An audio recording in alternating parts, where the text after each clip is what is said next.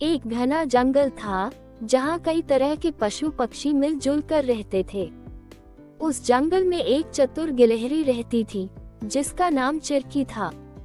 चिरकी बहुत तेज तर्रार और बुद्धिमान थी और जंगल के सभी जानवर उसकी बुद्धिमत्ता की सराहना करते थे। एक दिन गर्मी के मौसम में जंगल में भयंकर आग लग गई।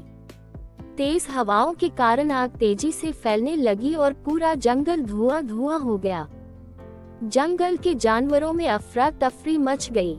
हर कोई अपनी जान बचाने के लिए इधर उधर भागने लगा।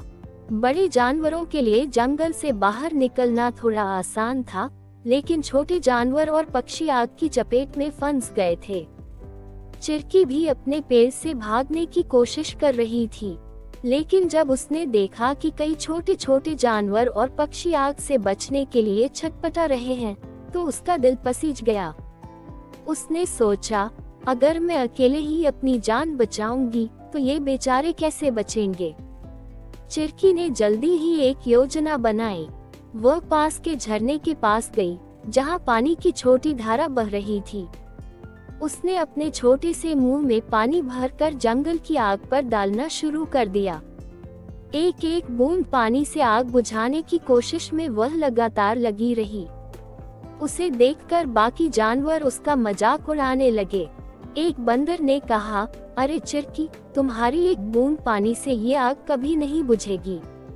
लेकिन चिरकी ने हार नहीं मानी। उसने कहा, मुझे पता है कि मैं अकेले आग नहीं बुझा सकती, लेकिन अगर हम सब मिलकर कोशिश करें तो शायद हम अपने घर को बचा सकते हैं। उसकी बात सुनकर बाकी जानवरों को भी समझ में आया कि अगर वे सब मिलकर काम करेंगे तो आग को बुझाया जा सकता है। धीरे धीरे सब जानवरों ने चिरकी की तरह झरने से पानी लाकर आग पर डालना शुरू कर दिया। बड़े जानवर अपने मुंह से ज्यादा पानी ला सकते थे और छोटे जानवर भी अपनी क्षमता के हिसाब से पानी लाकर आग बुझाने लगे। कई घंटों की मेहनत के बाद आखिरकार आग बुझ गई। जंगल के सभी जानवरों ने मिलकर अपने घर को बचा लिया था।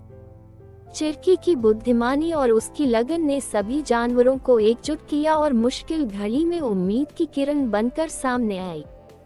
सभी ने उसकी तारीफ की और उसे धन्यवाद दिया।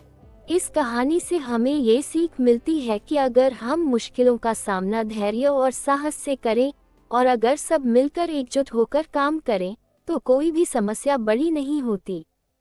चिरकी ने ये साबित कर दिया कि चाहे हम कितने ही छोटे क्यों न हो, हमारी मेहनत और सोच बड़ी होनी चाहिए।